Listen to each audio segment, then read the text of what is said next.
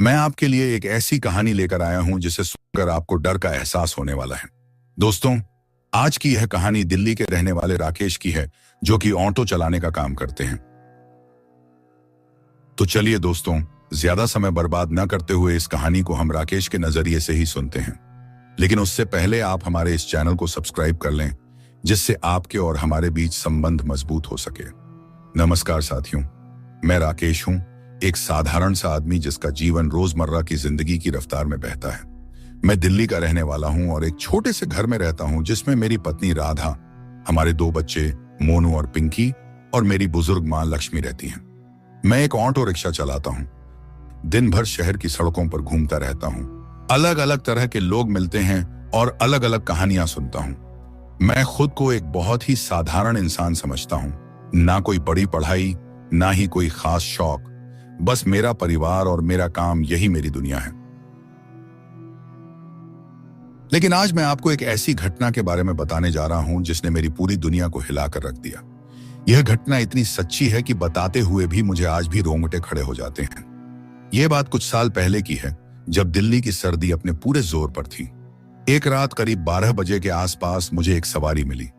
एक महिला काली साड़ी पहनी हुई थी और उसका चेहरा ढंका हुआ था। पहली नजर में तो कुछ खास नहीं लगा, लेकिन उस रात के बाद से मेरी जिंदगी ही बदल गई। महिला ने एक सुनसान इलाके में जाने को कहा। रात का अंधेरा, सन्नाटा और एक अकेली महिला, यह सब मिलकर एक अजीब सी बेचैनी पैदा कर रहा था। फिर भी मेरा काम था, तो मैंने उसे उस जगह तक छोड़ दिया। जैसे ही मैंने गाड़ी रोकी, एक अजीब सी ठंडक महसूस हुई। महिला ने उतरते हुए पीछे मुड़कर मुझे देखा। उस पल मेरी रूह कांप उठी। उसके चेहरे पर जो था, वह किसी इंसान का चेहरा नहीं था। उसकी आंखें और उसका मुंह, सब कुछ इतना विकृत था कि मैं दंग रह गया। वह आज भी मेरे दिमाग में साफ है। उसके जाने के बाद मैं अपनी गाड़ी स्टार्ट करने ही वाला था कि अचानक गाड़ी का इंजन बंद हो गया। मैंने कई बार स्टार्ट करने की कोशिश की, लेकिन कुछ नहीं हुआ।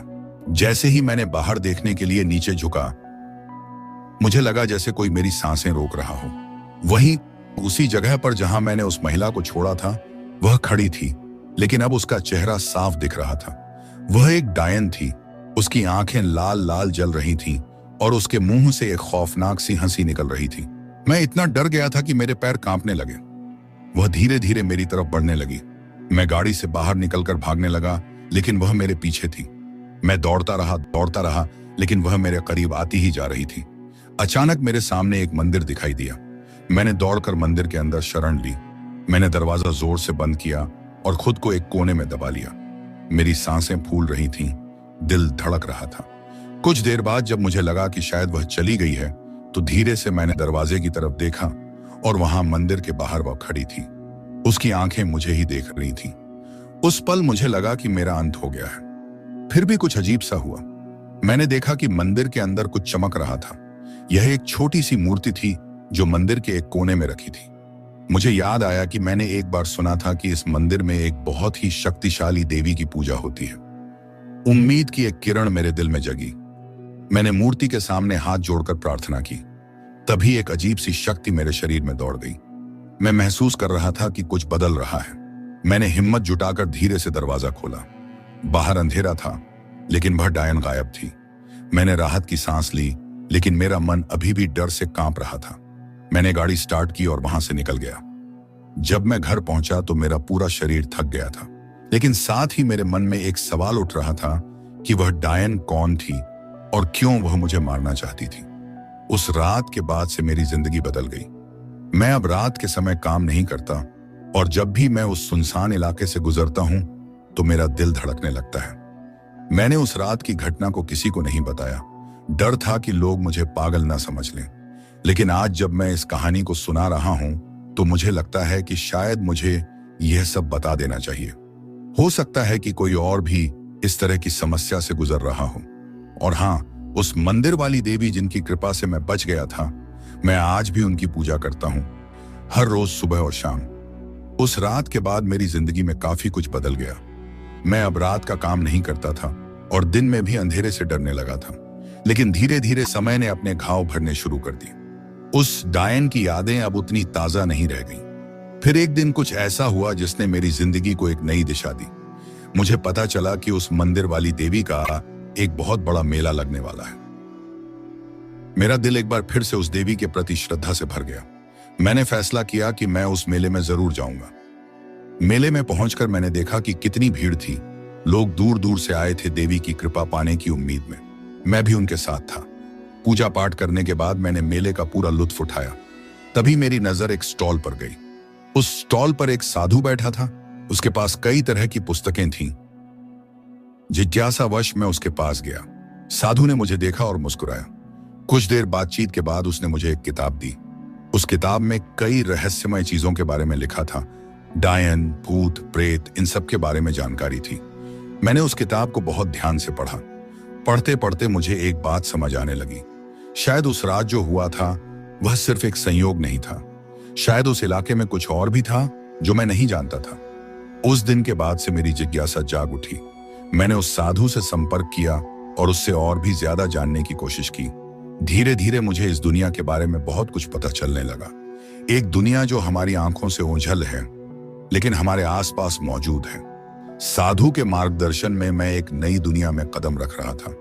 एक दुनिया जहां दिखने वाली चीजें सच नहीं होती, जहां अंधेरा केवल अंधेरा नहीं बल्कि कुछ और भी होता है। मैंने कई पुस्तकें पढ़ी, कई साधुओं से मिला। धीरे धीरे मुझे पता चला कि हमारे आसपास एक अदृश्य दुनिया है जिसमें कई तरह की शक्तियां काम करती हैं, कुछ अच्छी, कुछ बुरी। वह डायन जिससे मैं मिला था वह भी इसी दुनिया की थी। मैंने समझा कि यह दुनिया हमारी दुनिया से जुड़ी हुई है, लेकिन एक पतली सी रेखा से अलग। अगर हम सावधान न रहें तो ये दोनों दुनियाएं आपस में मिल सकती हैं, जिसके परिणाम बहुत ही भयानक हो सकते हैं। मैंने खुद को इस दुनिया की समझ हासिल करने में लगा दिया। मैंने ध्यान करना सीखा, मंत्रों का जाप करना सीखा। धीरे धीरे मुझे कुछ शक्तियां भी महसूस होने लगी, लेकिन साथ ही मुझे यह भी समझ आ रहा था कि यह शक्तियां कितनी खतरनाक हो सकती हैं अगर गलत हाथों में पड़ जाएं। एक दिन साधु ने मुझे एक खास जगह पर जाने को कहा। वह जगह दिल्ली से बहुत दूर थी, जंगलों के बीच। उन्होंने कहा कि वहां मुझे कुछ ऐसा मिलेगा जो मेरी समझ को और बढ़ाएगा। मैंने साधु की बात मान ली और उस जगह पर गया। वहां पहुंचकर मैंने देखा कि वह जगह कितनी रहस्यमय है। पेड़ों की घनी छाया, एक अजीब सी ठंडक और एक खामोशी जो दिल तक उतर जाती थी। तभी मुझे कुछ ऐसा दिखाई दिया जिसने मेरी सारी समझ को चुनौती दे दी। साधु के बताए अनुसार मैं उस जंगल के सबसे गहरे हिस्से में पहुंच गया था। पेड़ इतने घने थे कि सूरज की एक किरण भी अंदर नहीं आ पा रही थी। एक अजीब सी ठंडक हवा में तैर रही थी। मैं घंटों तक जंगल में भटकता रहा। तभी मुझे एक छोटा सा छेद दिखाई दिया। यह छेद इतना छोटा था कि मुझे अंदर जाने के लिए घुटने टेकने पड़े। अंदर जाकर मैंने देखा कि यह एक गुफा है। गुफा के अंदर का नजारा अद्भुत था। चमकदार क्रिस्टल, अजीबोगरीब आकृतियां और एक नदी जो अंधेरे में बह रही थी। मैं धीरे धीरे गुफा के अंदर बढ़ रहा था। तभी मुझे कुछ आवाजें सुनाई दी। ये आवाजें बहुत ही धीमी थी, लेकिन मैं साफ समझ सकता था कि ये मानवीय आवाजें हैं। मैं डर गया, लेकिन मेरी जिज्ञासा भी बढ़ गई। मैंने आवाज की ओर बढ़ना जारी रखा। थोड़ी दूर चलने के बाद मुझे एक बड़ा हॉल मिला। हॉल के बीच में एक बड़ी सी आग जल रही थी और आग के चारों ओर कई लोग बैठे थे। ये लोग बहुत ही अजीब दिख रहे थे। उनके चेहरे पर एक अजीब सी चमक थी और उनकी आंखें लाल लाल थीं। मैं समझ गया कि मैं कहां आ गया हूं। ये लोग कोई आम इंसान नहीं थे। ये वे थे जो इस अदृश्य दुनिया से जुड़े हुए थे। तभी उन लोगों में से एक ने मुझे देखा और इशारे से बुलाया। मैं डर गया, लेकिन फिर भी मैं इनके पास गया।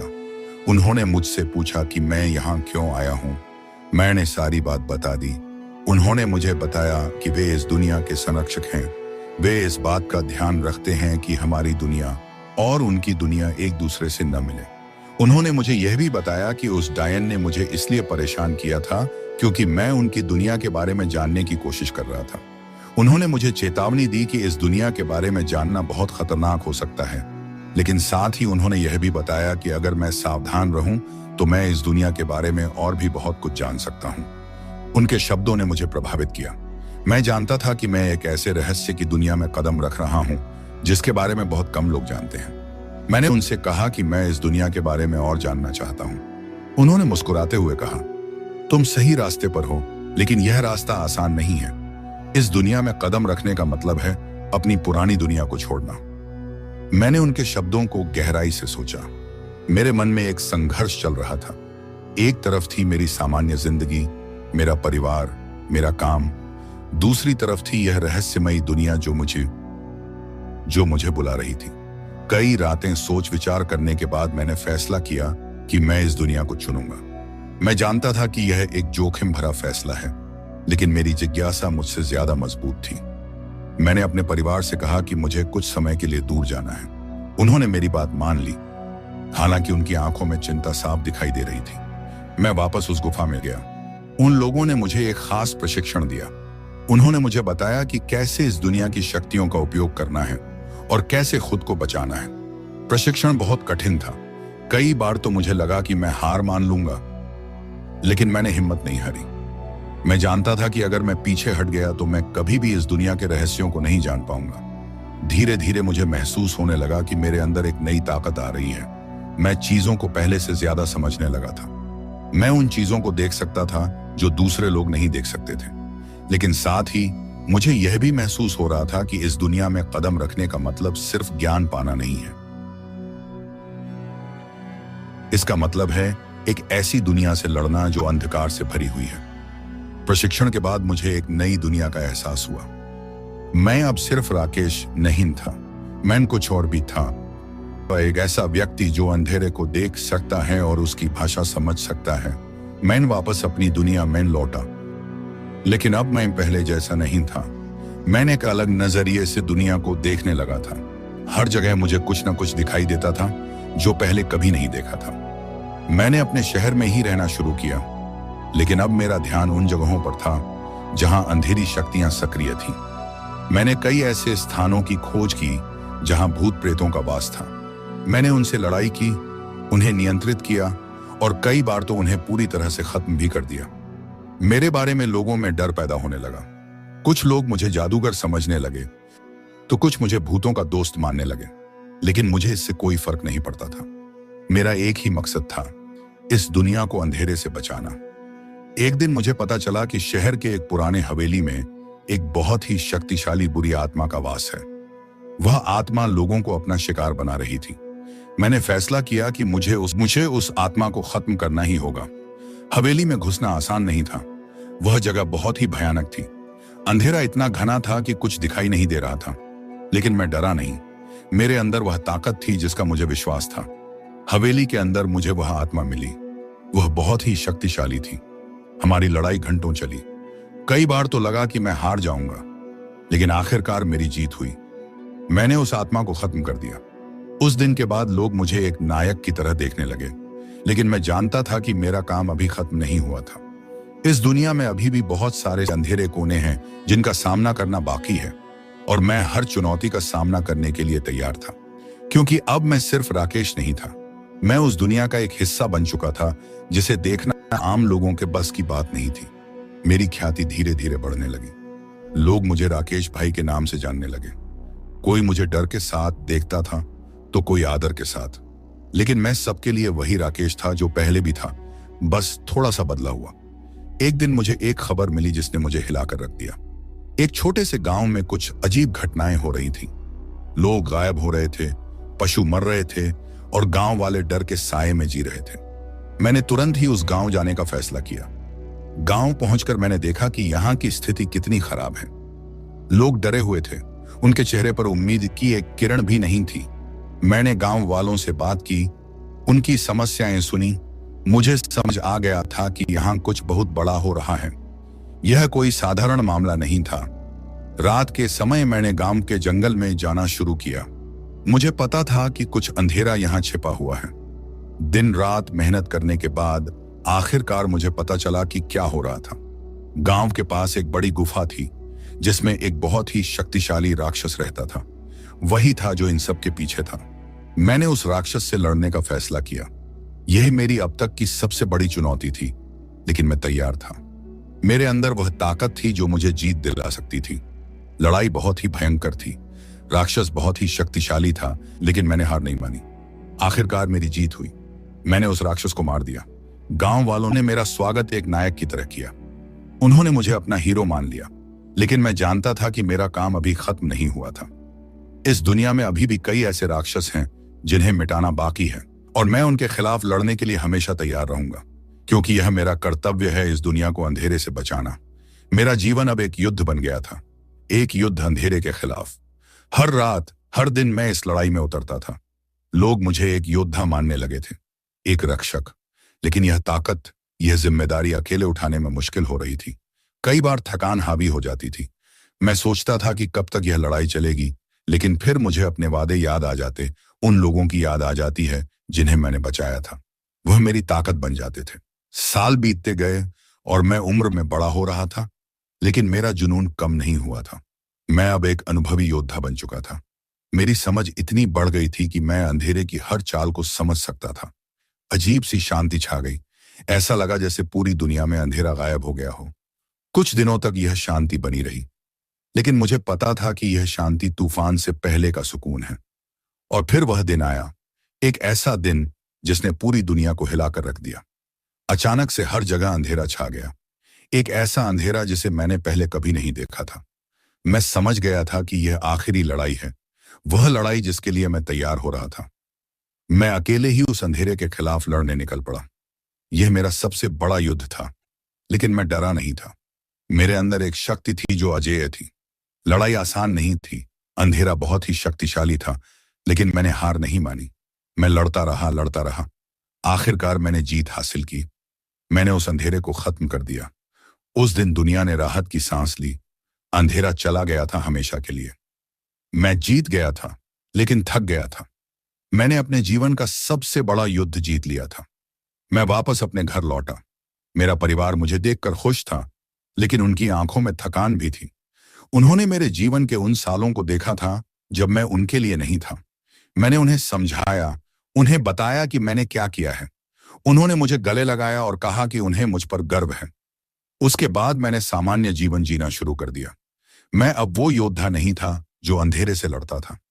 मैं सिर्फ राकेश था, एक साधारण आदमी। लेकिन मेरे दिल में हमेशा एक योद्धा रहेगा, एक योद्धा जो अंधेरे के खिलाफ लड़ता रहा और जीत गया। और जब भी मैं आसमान की तरफ देखता हूं, तो मुझे लगता है कि सितारे मेरी जीत की चमक बिखेर रहे हैं। अब मैं एक शांत जीवन जी रहा हूं, एक साधारण आदमी की तरह। मेरी पत्नी, मेरे बच्चे, मेरी माँ, सब मेरे साथ हैं। हम एक खुशहाल परिवार हैं। कभी कभी रात के सन्नाटे में मुझे वह दिन याद आता है जब मैं अंधेरे से लड़ता था। वह डर, वह साहस और वह जिंदगी। लेकिन अब वह सब बीत चुका है। मैं उस दुनिया से दूर आ गया हूं। अब मेरी दुनिया सिर्फ मेरा परिवार है। मैं उन्हें खोना नहीं चाहता। कभी कभी जब आसमान में तारे टिमटिमाते हैं, नहीं तो मुझे लगता है कि वे सितारे मेरी उस दुनिया की याद दिला रहे हैं। उस दुनिया जहां अंधेरा और उजाला साथ साथ चलते थे। लेकिन अब मैं सिर्फ परिवार में रहना चाहता हूं, अपने प्यार के साथ। यही मेरी जिंदगी है, यही मेरा संसार है। और इसी के साथ मेरी कहानी खत्म होती है। एक कहानी जो सच भी है और कल्पना भी। एक कहानी जिसने मुझे बदला, मुझे मजबूत बनाया। शायद आप भी कभी इस तरह की दुनिया के बारे में सोचेंगे। शायद आप भी कभी अंधेरे का सामना करेंगे। लेकिन याद रखिए, अंधेरे से डरना नहीं चाहिए, उससे लड़ना चाहिए। और अगर आप कभी हार मानने लगे, तो बस एक बार आसमान की तरफ देख लीजिए। शायद वहां आपको भी एक उम्मीद की किरण दिख जाएगी। तो दोस्तों, आज की यह कहानी आपको कैसी लगी? कमेंट करके हमें जरूर बताएं।